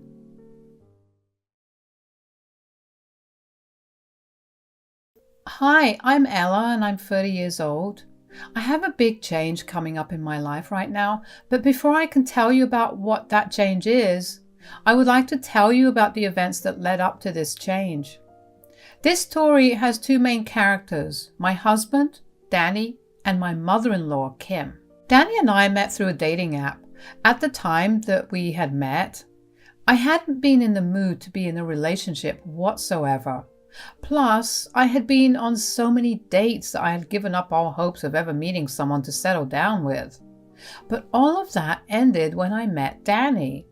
As soon as I matched with him, we started texting, and right off the bat, I felt like there was something totally different about him. He asked me a lot of interesting questions that weren't personal, and in general, kept the conversation flowy so effortlessly. Hell, we used to text until the very early hours of the morning because we just somehow have so much to talk about. When we met in person for the first time, I was worried that whatever spark we had over text would vanish and the date would be awkward. But as soon as I met him, we began talking the same way that we did over text. What followed after our first date was a lot of other dates where we ended up spending hours and hours with each other without ever realizing just how much time had gone by. We dated for around 2 years before deciding to throw all caution to the wind and get married. I know that dating period was very short, but when you know, you know. We both felt it in our souls that we were just made for each other. Our relationship up until that point had been the most amazing thing that had ever happened to me. There was no way I was going to let that go. We got married with a small and very personal wedding. Only those that were very close to us came. We had a great time until the reception. At the reception, Danny's mother approached us. I was cautious, but she seemed surprisingly nice. Both Danny and I thought that was weird, considering her track record of treating me like crap. But we quickly figured out why she had been so nice. She tried to spill her wine on my dress so she could ruin it. Thankfully, Danny had godlike reflexes and he was able to pull me away before even a drop touched my dress. We didn't say anything to her, but we did quickly move away from her. We socialized with the rest of our guests, but the night did get a little ruined because we had been paranoid for the rest of it. We were worried that Kim would try to sneak up on me and actually try to harm me. You must be wondering why Kim tried to do that. Let me tell you about our complicated relationship. Kim and I didn't exactly have the best relationship, to say the least. From the moment I met her, she always seemed to have hated me. And she loved to make it abundantly clear. The first time Danny introduced me to her, she loudly gasped and then proceeded to say that my ugliness took her by surprise. Of course, I knew that I was nowhere near the conventional beauty standards, but to be called ugly outright? That was hurtful. The rest of the time I spent with her, she continued to throw insults at me, and I didn't say a word back then. Because obviously, who would say anything back to their partner's parents? But Danny had my back, thankfully. In the middle of that meal, he got up, paid for our portion of the meal, and grabbed me before walking out. Kim did not take that very well. She blew his phone up with lots of calls and messages, but Danny made it abundantly clear to her that if she did not respect me, he would not talk to her or be in any contact with her. I remember feeling bad about what I was doing to his relationship with his mom. I knew that the two of them had been very close and that she had single-handedly raised him. I had a huge breakdown about it, and Danny was there for me then. Did I actually do something wrong to your mother? Did I say something I shouldn't have? Did I dress wrong? No, darling, not at all. I don't even know why she's behaving this way. I wouldn't mind her treating me this way, but it's affecting your relationship with her and I don't like that. Listen to me, Ella. Unless you actually did something wrong, I don't see any reason why I should continue to be nice to my mother. But she's your only family. You can't let me get in between that. You'll be my new family then. My mother needs to apologize for what she did. And only then will I be nice to her. You don't have to worry about a thing. Thank you so much for being on my side in all this, Danny. Of course, honey. I love you, and you've been nothing but super nice about this whole thing, but you need to stop thinking that you're the one causing all this. This is just bringing out my mother's true colors, and I'm not liking what I'm seeing. It was really nice to have Danny on my side. He made sure to reassure me every time he and Kim got into a fight regarding their lack of communication. Kim's hatred for me only grew after that. Over the next few years, she kept trying to hurt me every time we did meet, which was only on holidays. Danny would always be there to stand in between us, but that never stopped her from continuing to try to get her hands on me. Whenever Danny and I tried to talk to her, she would lash out at us for treating her like she was crazy, which we didn't. We simply spoke to her in a calm and gentle manner, but she got aggressive very fast. She never failed to tell us what she thought about me either. She believed that I was brainwashing Danny into pulling away from her. She even believed that I was blackmailing him to leave her so I could isolate him and have him all to myself. Of course, Danny never kept quiet about it. He continued to fight for me and told her on many occasions to leave us alone. He even went as far as to block her on every platform so she wouldn't be able to contact us. But of course, she was never one to leave Danny alone, so she showed up at our house and demanded that Danny speak to her. We had a huge argument at our doorstep, and Danny and Kim got into a huge screaming match. It got to a point where even our neighbors were tuning into the fight. I calmly and politely asked Kim to leave, and we'd talk about it over the phone when we'd all calmed down. Instead of listening to what I had to say, she shoved me aside forcefully and told me to shut up. Danny saw red at that point and called the police. He asked them to have her escorted off our property because she refused to leave. Kim cried and screamed a lot because she didn't expect Danny to call the cops on her. She tried to put her hands on me again because she kept yelling that it was all my fault that Danny had changed so much. But Danny stood between the both of us, effectively stopping Kim from harming me. The cops made it in time to see her trying to strangle me and quickly held her back and escorted her away. After that happened, Danny and I decided to file a restraining order against her. It was a tough decision to make, but that was not what we wanted to have happened. I tried my best to be civil with Kim, but she never seemed to want to be nice. We had the restraining order served to her and she did not waste time calling us. Danny set his phone to speaker mode so I could hear what she said and contribute to the conversation if needed. What is the meaning of this? Meaning of what? Of this restraining order. Kim, I'm sure you know that you've been unnecessarily aggressive towards me these past few months. You've shown up at our doorstep and tried to keep assaulting me. So, you are the reason my son has even sent me this restraining order. You poisoned his mind with all these awful things. She did no such thing.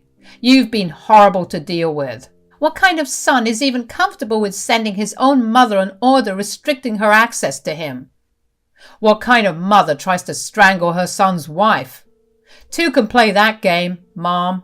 Stay out of our lives or I will make things worse for you. I'm sorry that it has to come to this, but I promise you, if you make changes in your behavior, we will rescind the order. Wow, you create the problem and then try to get all the recognition for the solution to that problem. I don't want any of your sorry. I will ruin you. Just you wait and watch. That's enough. Now goodbye. It was disappointing to hear Kim still be so rude. What would it even take for her to learn to be nice? Every day I couldn't help but think if I had done something to upset her. Danny and I had multiple conversations about it where we ran back through every possibility, but she literally deemed me ugly within the first 5 seconds of the meeting and proceeded to hate my guts after. Maybe she was upset that Danny had another woman in his life, which, okay, I could understand, given that it was only the two of them for a long time. But to actively try to hurt me in our relationship was not okay or normal. I tried to suggest therapy to her on several occasions over the years, but she always told me that she was fine and the only thing that would fix her was me getting out of her and Danny's life. Of course, there was no way I was leaving Danny's life, and even if I wanted to, if it was for this reason, he would never have let me leave. We tried our best to be civil with her, but that didn't work either. She took to telling the rest of Danny's family about my evil doings, and he ended up getting a lot of concerned calls. Even though Danny handled the situation, it surprised me to see just how easily Kim managed to convince everyone about what she believed. Either she was a woman of importance in their family, or she was just really good at lying. My bets are on the second one. Anyways, after she received the restraining order, she stopped coming by our place. Although I did catch her loitering just a little outside our house. She would just stand there and watch our house. When you're inside the house and you see someone just standing there staring, you tend to be creeped out. Danny and I called the police several times to deal with her, but I don't know how she even managed to get away from them every time. By the time the police would arrive, she would be gone. Eventually, she stopped showing up and Danny and I thought we were finally free. And then our mail began disappearing. There were so many things I ordered and many letters I got from my family back home, but never actually received because whenever I went to check the mailbox, the mail was gone. It got really frustrating because I was losing on so many beautiful letters. My family loves the aesthetic of writing letters to each other. And none of what I was ordering was getting refunded, considering the drivers attest to delivering the packages. Danny and I had a good suspicion about who could have been robbing us: Kim. We knew that she was bitter and angry with us. Of course, we didn't agree with this method of hers to gain attention because it was something that was causing a lot of losses. But we also didn't want to engage with her. If she thought that this would get us to talk to her, she was sorely wrong.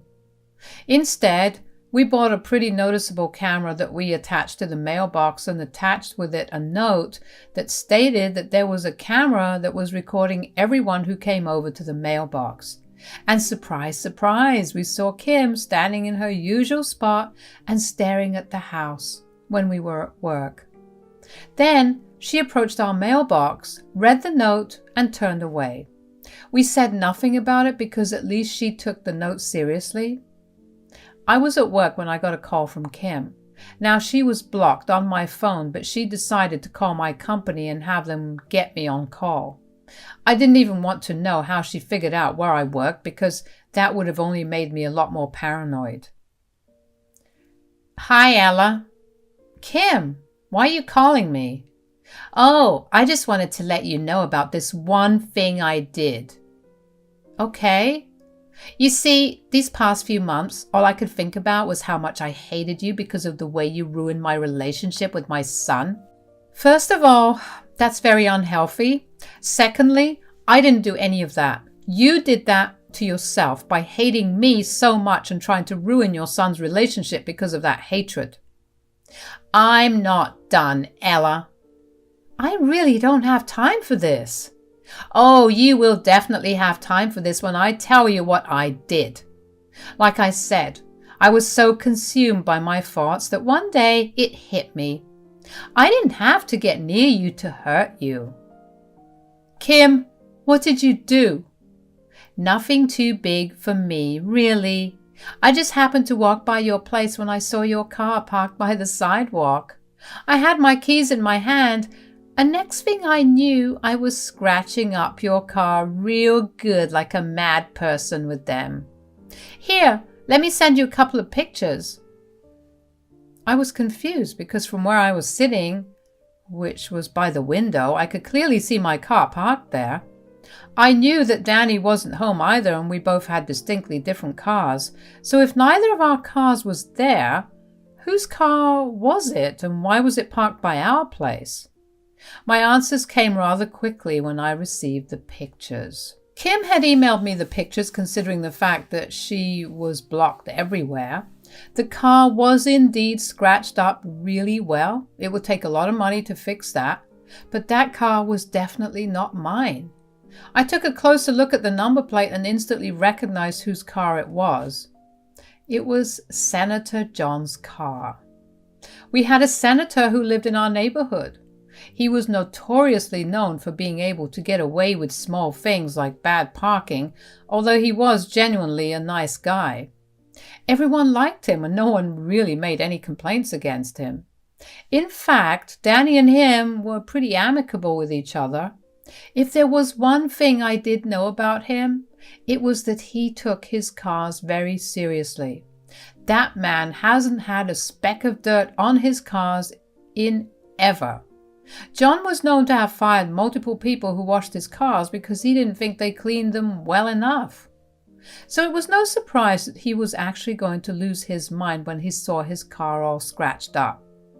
I was upset that Kim went so far, but I knew that this was going to be her true learning moment.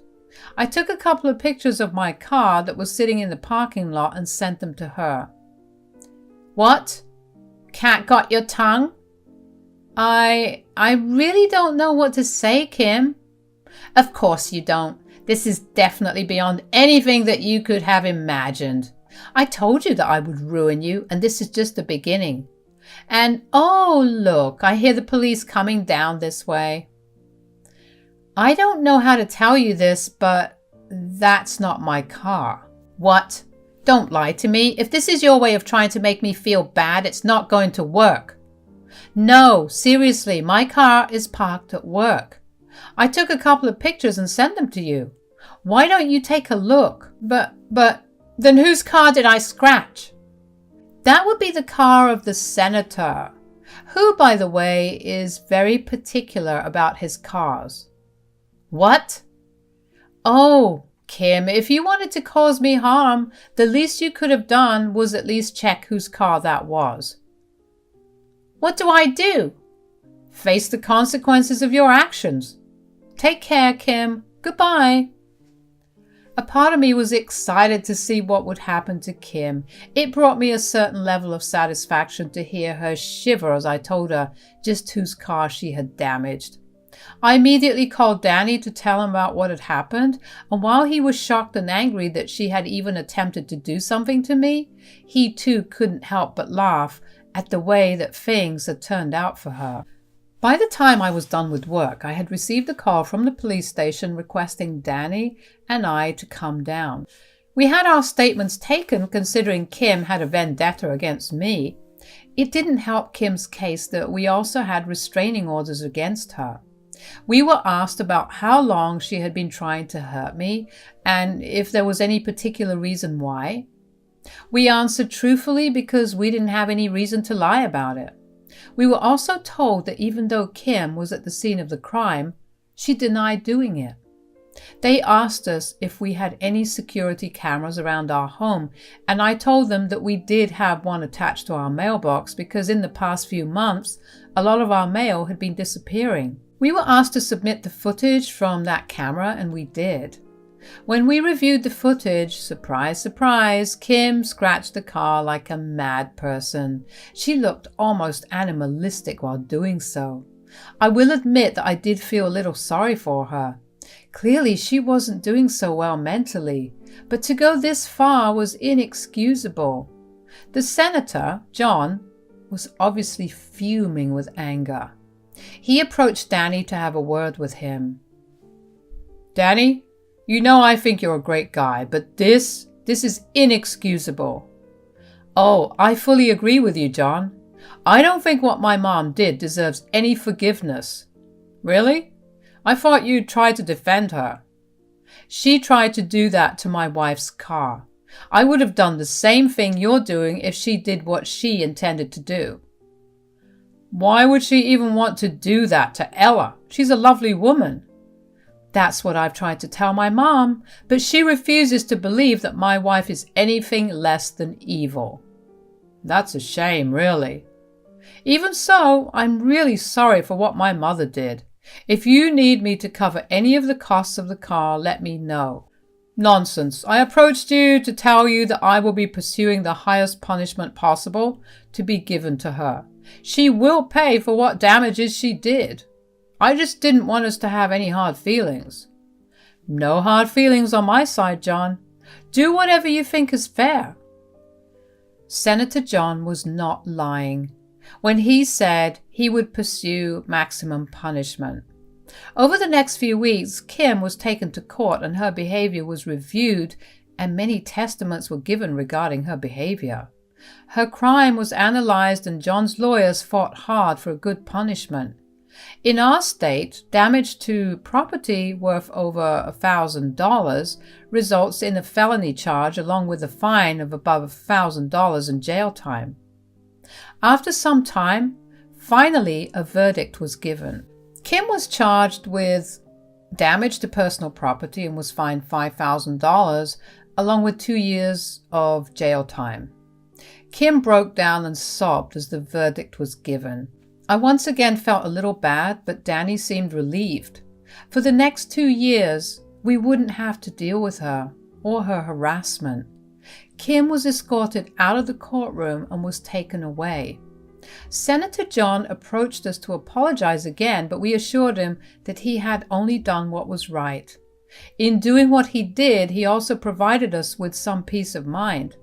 Of course, we were still worried about what the future would look like once Kim was done with her sentence, and that worry was rightfully there, considering a few weeks after she spent time in jail, she began to send us letters. In those letters, she kept detailing how she would make our lives hell once she got out. Neither Danny nor I wanted to continue to deal with her, so we made the tough decision to move out of our town.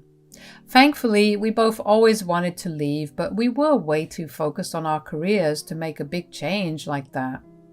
As I'm writing this, Danny and I are currently packing all our things to move to Europe, where both of us have found way better jobs. We're set to move in a month, and I cannot wait to start afresh. It's going to be hard to adjust, but it will all be worth it in the end. We haven't told anyone from either of our families that we're moving yet. And when we do, we won't give them many details. We can't have Kim finding out about where we are and then harassing us once again. It was a tough call to make. That is, to leave everything we knew behind because we didn't want one person disturbing us. But it's going to be the best decision we've made. I can already feel it.